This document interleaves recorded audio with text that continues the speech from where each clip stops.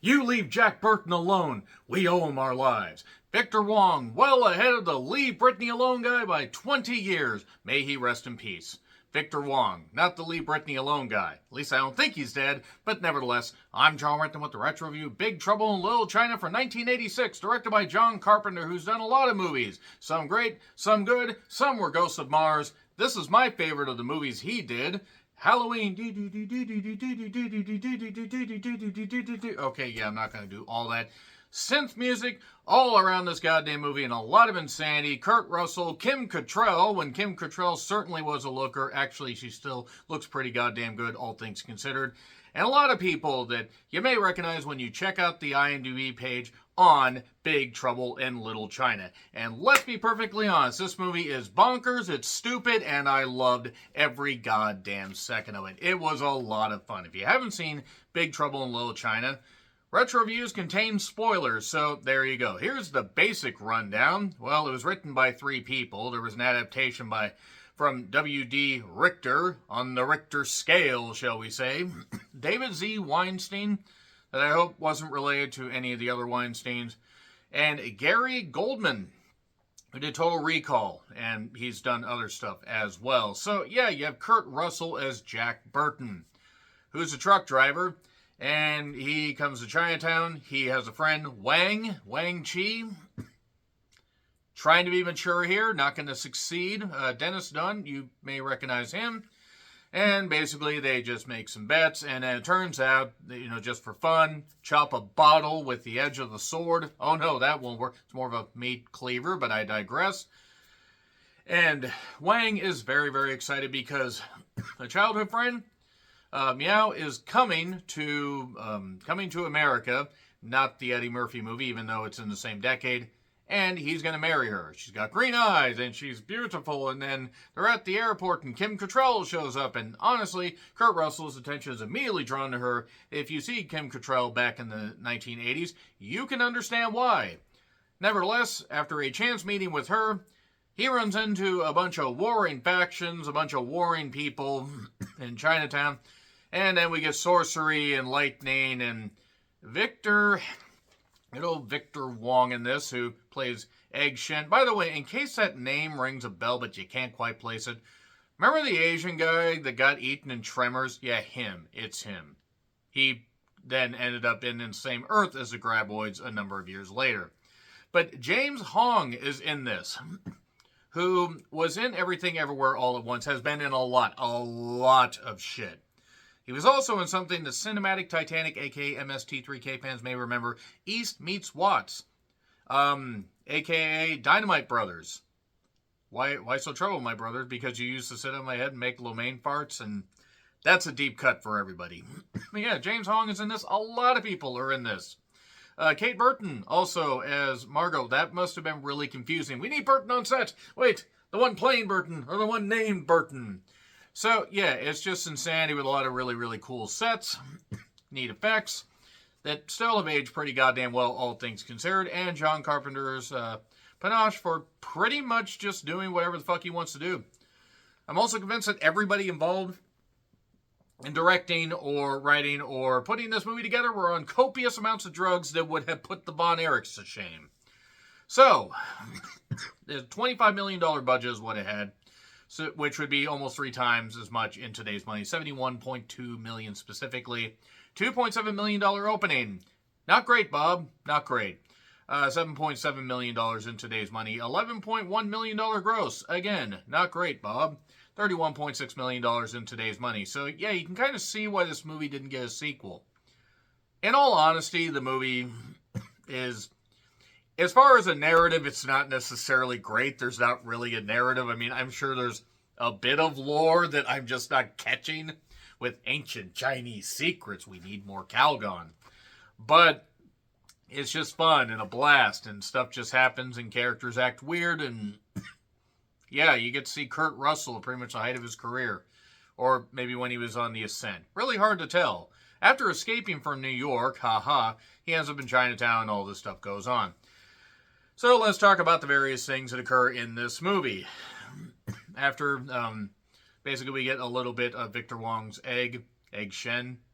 He's going to help with an excellent escape plan. I am so sorry. The yoke's on me.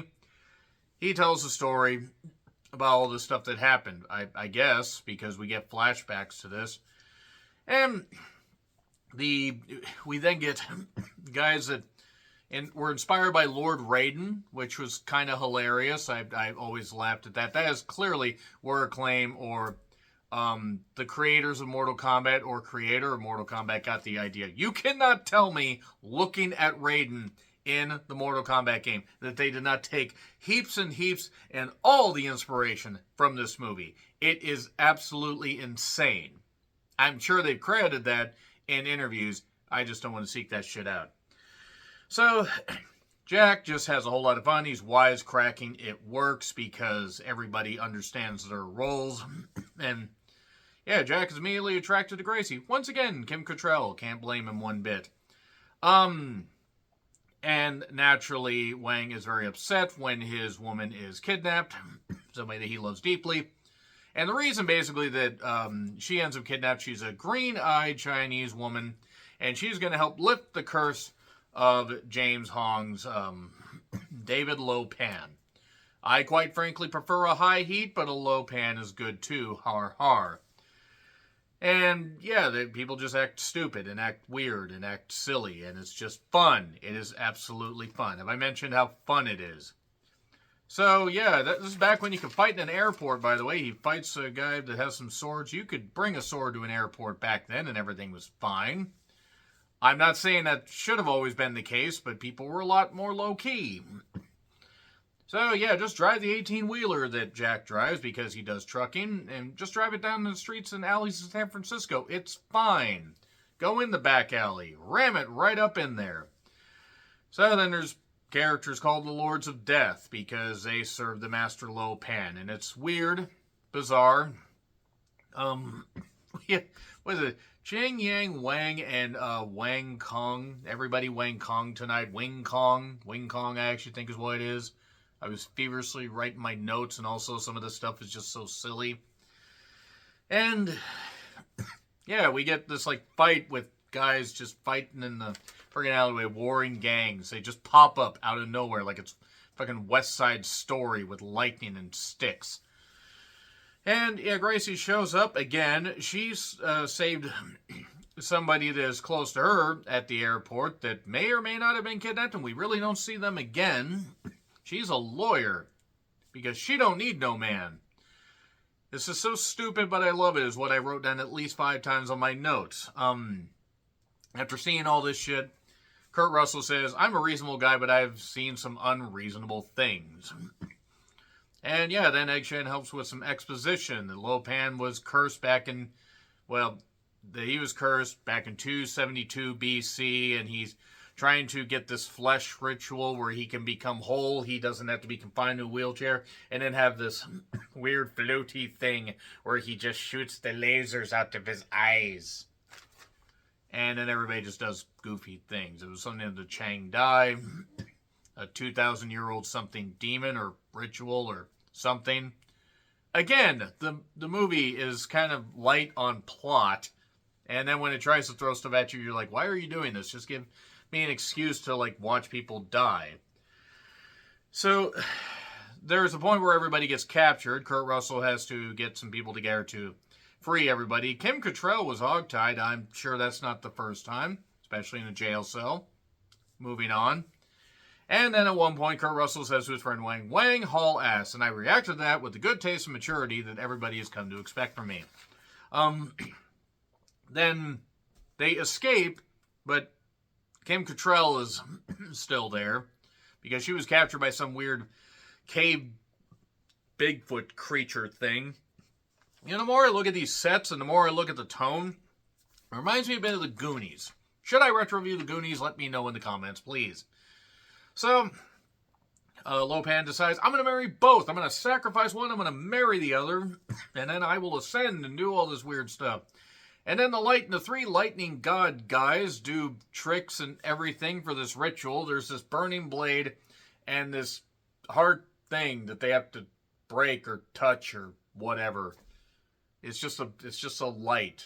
It's just a light that, you know, a dome light that you can just Just poke with a stick. Make or like clap it on and clap it off. You can't clap on and clap off the clap, by the way. You need a medication for that. Don't ask me how I know. And then there's this weird, like, eye-seen creature thing that reminded me of a Cacodemon, or however the fuck you goddamn say that from Doom. You know, the thing with the giant eye that you had to shoot with about 5 rockets and then it died. So there you go. Egg decides he wants to kill Lopan. Why? He's a magician, or he's a sorcerer, or he's something. And everybody gets together with all these gadgets. Where did these gadgets come from? Where did these weapons come from? Were people just sitting on piles of things, just waiting for this stuff to happen? No time for that. Let's just get to the fact that Kim is no longer hogtied and she is ready. She's got stuff smeared all over her face, much like she has throughout her entire career. And then the other girl, Meow, M-I-A-O, A-O, daylight coming, I want to go home. One day only at the Bon Marché. That's an old school reference. And they take some drink. I can English. And they feel invincible. And then Pat Benatar comes out and does reference. Might as well just throw every 80s reference I can come up with. And there was a funny point where there's this giant, just destroy all these sets. These sets are beautiful, by the way. Where did he find the time to build all this stuff? I don't know why I'm thinking about this, but I'm just like, hey, once I find this girl, we'll use this set, and everybody's got to dust this stuff, and it looks so pristine, but yeah, we've been waiting for years and years and years, and wouldn't that stuff start to rot at some point? No time for that. We see everybody getting big old fights and everything. Wang gets in a fight and stabs one of the lightning guys, I think it was. And Kurt Russell knocks himself out with concrete in the beginning because he shoots, and then he gets knocked out with concrete. Kurt got KO'd by concrete. KKK, that's not good. And then everybody just keeps fighting. Victor Wong decides to throw exploding rubies. Apparently we are in Legend of Zelda. It's dangerous to go alone. Take this and this. And then everybody fights. And then we have Egg and Lopan fighting, and they have some weird synth rave samurai fight thing that actually looks pretty cool. But what is happening? Does it matter? No, it doesn't, because John Carpenter is going to make movies how he wants. I don't think he's dead, so I don't want to say rest in peace, but I thought he might. No, that's Wes Craven. I'm sorry. But just blow up everything. They blew up every goddamn set. Just destroy everything. And then Lopan catches, catches the knife, goodbye, Mr. Burton, but then gets hit with the knife, throws the knife, then gets it thrown right back at him and gets hit in the head and dies. That's how easy it was to fucking kill him. So he could have slipped in the kitchen and stabbed himself in the head. Or gotten stabbed repeatedly like that teacher from Final Destination. I don't remember her name right now. And that's it. And then one of the guys decides to expand and blow himself up and everything and turn into a giant pumpkin. It's the great Chinese pumpkin, Charlie Brown. Oh, I actually can't do that, right? And then everybody's fine. The lightning guy gets taken out by a statue. The police show up. No time for that. Kurt Russell decides to take off. Egg is going to go take off on a vacation. And the weird Bigfoot sewer creature is on Kurt's truck. Why? Because sequel that never happened. Because unfortunately this movie did not do well at the box office. It has since attained a cult status and actually is pretty entertaining. It don't make a whole lot of sense, but it's fun. So let me know your thoughts in the comments. Like, share, subscribe, Twitter handle in the description. I'm John Ritlin. I'll see you soon.